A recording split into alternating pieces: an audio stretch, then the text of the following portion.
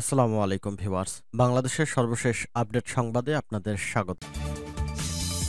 জানিয়ে দিব হাতে থাকা সর্বশেষ আপডেট বাংলা সংবাদ। প্রথমেই সংবাদ শিরোনাম। রাষ্ট্র পরিচালনায় নির্বাচিত সরকারের বিকল্প নেই বলেছেন গয়েশ্বর। এরপর জানিয়ে দিব ক্ষমা না চেয়ে উস্কানিমূলক বক্তব্য দিয়েছে স্বৈরাচার শেখ হাসিনা।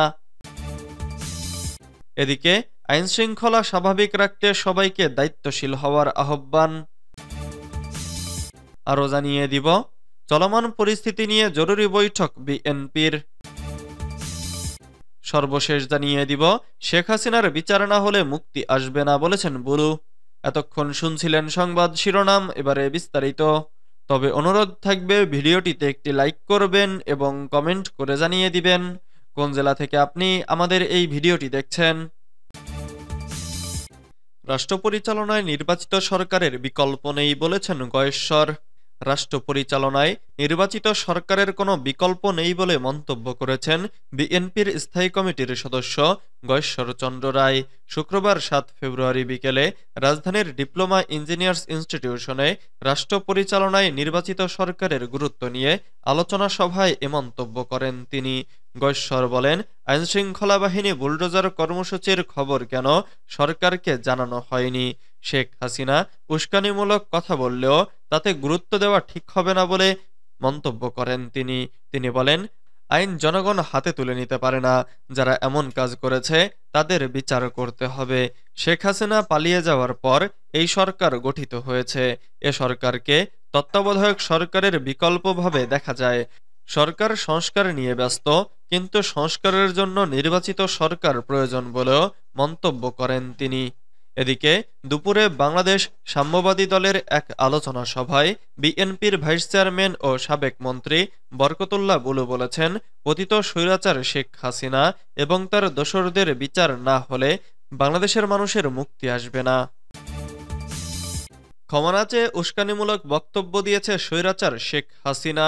পতিত স্বৈরাচার শেখ হাসিনা তার শাসনামলে হত্যা খুনের জন্য দেশবাসীর কাছে ক্ষমা না চেয়ে ভারতে বসে উস্কানিমূলক বক্তব্য দিচ্ছেন বলে অভিযোগ করেছেন বিএনপির ঢাকা বিভাগীয় সাংগঠনিক সম্পাদক কাজী সায়েদুল আলম বাবলু। শুক্রবার 7 ফেব্রুয়ারি গাজীপুরের কালিয়াকৈর উপজেলার ফুলবাড়িয়া ইউনিয়নে আয়োজিত এক কর্মী সভায় প্রধান অতিথির বক্তব্যে এ অভিযোগ করেন তিনি। দলের ভারপ্রাপ্ত চেয়ারম্যান তারেক রহমান ঘোষিত রাষ্ট্রকাঠামো মেরামতের ৩১ দফা রূপরেখা নিয়ে ফুলবাড়িয়া ইউনিয়ন বিএনপির উদ্যোগে এ কর্মী সভা অনুষ্ঠিত হয়। কাজী সায়েদুল আলম বাবলু বলেন, শেখ হাসিনার উচিত ছিল হত্যা খুনের দায় স্বীকার করে জাতির কাছে ক্ষমা চাওয়া। সেটা না করে উল্টো ছাত্র জনতাকে উস্কে দিয়েছেন। তার উস্কানিমূলক বক্তব্যের কারণেই ছাত্র জনতা ক্ষুব্ধ হয়ে শেখ মুজিবুর রহমানের বাড়িসহ আওয়ামী লীগের নেতাদের বাড়িঘরে হামলা চালিয়েছে। এর দায় সম্পূর্ণ শেখ হাসিনার। সংস্কার প্রসঙ্গে তিনি বলেন, রাষ্ট্র সংস্কারের দাবি প্রথম বিএনপি তুলেছে। এজন্য ২০২২ সালের ডিসেম্বরে আমরা প্রথম ২৭ দফা রূপরেখা দিয়েছি। এরপর ২০২৩ সালের জুলাইয়ে ফ্যাসিবাদ বিরোধী যুগপৎ আন্দোলনের শরিকদের ঐক্যমতে ২৭ দফার আলোকে বাস্তবতার নিরিখে জাতির সামনে ৩১ দফা রূপরেখা তুলে ধরা হয়। এ ৩১ দফা বাস্তবায়ন করা গেলে দেশ ও মানুষের সব সমস্যার সমাধান হবে। এ সময় ৩১ দফা সব শ্রেণী পেশার মানুষের কাছে তুলে ধরতে নেতাকর্মীদের প্রতি আহ্বান জানান বিএনপির এ কেন্দ্রীয় নেতা। আইনশৃঙ্খলা স্বাভাবিক রাখতে সবাইকে দায়িত্বশীল হওয়ার আহ্বান। দেশের সার্বিক আইনশৃঙ্খলা পরিস্থিতি স্বাভাবিক রাখতে দেশের সকল নাগরিককে নিজ নিজ অবস্থান থেকে দায়িত্বশীল হওয়ার আহ্বান জানিয়েছেন প্রধান উপদেষ্টা প্রফেসর ডক্টর মোহাম্মদ ইউনূস। শুক্রবার দুপুরে প্রধান উপদেষ্টার প্রেস উইং থেকে পাঠানো বিবৃতিতে একথা জানানো হয়েছে। বিবৃতিতে বলা হয়েছে, অবিলম্বে দেশের সার্বিক আইনশৃঙ্খলা পরিস্থিতি স্বাভাবিক রাখতে দেশের সকল নাগরিককে নিজ নিজ অবস্থান থেকে দায়িত্বশীল হওয়ার আহ্বান জানিয়েছেন প্রধান উপদেষ্টা প্রফেসর ডক্টর মোহাম্মদ ইউনূস। শেখ হাসিনার পরিবারের সম্পত্তি ধ্বংস থেকে বিরত থাকা এবং ফ্যাসিবাদী আওয়ামী লীগের রাজনীতির সঙ্গে যুক্ত ব্যক্তি হওয়ায় কিংবা অন্য কোনো অজুহাতে দেশের কোনো নাগরিকের ওপর আক্রমণ না করার আহ্বান জানিয়েছেন তিনি। প্রফেসর ইউনুস বলেন, শেখ হাসিনা বছরের পর বছর জনগণের ওপর অত্যাচার ও নিপীড়ন করে ক্ষমতা কুক্ষিগত করে রেখেছিলেন। সঙ্গত কারণেই এটি বোধগম্য যে বিক্ষোভকারী ও তাদের আত্মীয় স্বজনরা বছরের পর বছর ধরে শেখ হাসিনার নিপীড়নের শিকার হয়েছেন, ফলে তাদের মনে ক্ষোভ রয়েছে। গণঅভ্যুত্থানে ক্ষমতাচ্যুত শেখ হাসিনা নয়াদিল্লিতে আশ্রয় নিয়েও তার দলীয় সন্ত্রাসীদের একত্রিত করার চেষ্টা চালিয়ে যাচ্ছে, দেশের পরিস্থিতিকে অস্থিতিশীল করতে চাইছে। বছরের পর বছর বাংলাদেশে নিপীড়নের শাসন কায়েম করা শেখ হাসিনা এখনও বাংলাদেশের পুনর্নির্মাণকে ক্রমাগত বাধাগ্রস্ত করতে চাইছে। চলমান পরিস্থিতি নিয়ে জরুরি বৈঠক বিএনপির। দেশের চলমান পরিস্থিতি নিয়ে জরুরি বৈঠক করেছে বিএনপির স্থায়ী কমিটি। দলটির ভারপ্রাপ্ত চেয়ারম্যান তারেক রহমানের সভাপতিত্বে শুক্রবার ৭ ফেব্রুয়ারি বেলা 11:30টায় শুরু হয়ে এই বৈঠক শেষ হয় দুপুর 1টায়। বৈঠকে অংশ নেওয়া সবাই গুলশান কার্যালয়ে বসেন ও তারেক রহমান লন্ডন থেকে ভার্চুয়ালি যুক্ত হন।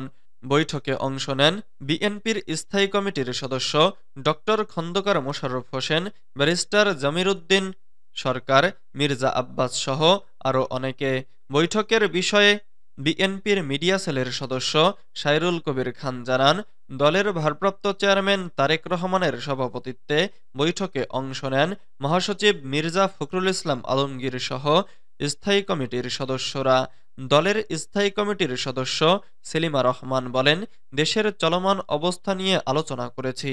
বর্তমান অবস্থায় আমরা বৃহস্পতিবার রাতে দলীয় অবস্থান জানিয়েছি। আরও যেসব সিদ্ধান্ত সেগুলো সামনে আসবে। জুলাই অভ্যুত্থান নিয়ে বিএনপি প্রস্তাব কবে দেবে এমন প্রশ্নের জবাবে সেলিমা রহমান বলেন, এটা বিএনপির মতোই দেবে। দলীয় সূত্র জানায়, বুধবার ও বৃহস্পতিবার ঢাকাসহ দেশের বিভিন্ন স্থানে আওয়ামী লীগ নেতাদের ঘরবাড়ি স্থাপনা ও নামফলক ভেঙে ফেলার ঘটনায় উদ্ভূত পরিস্থিতিতে দলের করণীয় নির্ধারণে লন্ডন সময় ভোর 5:30টায় দলের নীতি নির্ধারকের সঙ্গে জরুরি বৈঠকে বসেন তারেক রহমান। সাধারণত প্রতি সোমবার লন্ডন সময় দুপুর 12:30টায়, বাংলাদেশ সময় সন্ধ্যা 6:30টায় স্থায়ী কমিটির সদস্যদের সঙ্গে বৈঠক করেন তারেক রহমান। আজ রেওয়াজ ভেঙে শুক্রবার লন্ডন সময় ভোর 5:30টায় শীর্ষ নেতাদের সঙ্গে বৈঠক করলেন তিনি। শেখ হাসিনার বিচার না হলে মুক্তি আসবে না বলেছেন বুলু। বিএনপির অন্যতম ভাইস চেয়ারম্যান ও সাবেক মন্ত্রী বরকতুল্লাহ বুলু বলেছেন, পতিত স্বৈরাচার শেখ হাসিনা এবং তার দোসরদের বিচার না হলে বাংলাদেশের মানুষের মুক্তি আসবে না। শুক্রবার 7 ফেব্রুয়ারি দুপুরে বাংলাদেশ সাম্যবাদী দলের এক আলোচনা সভায় তিনি এসব কথা বলেন।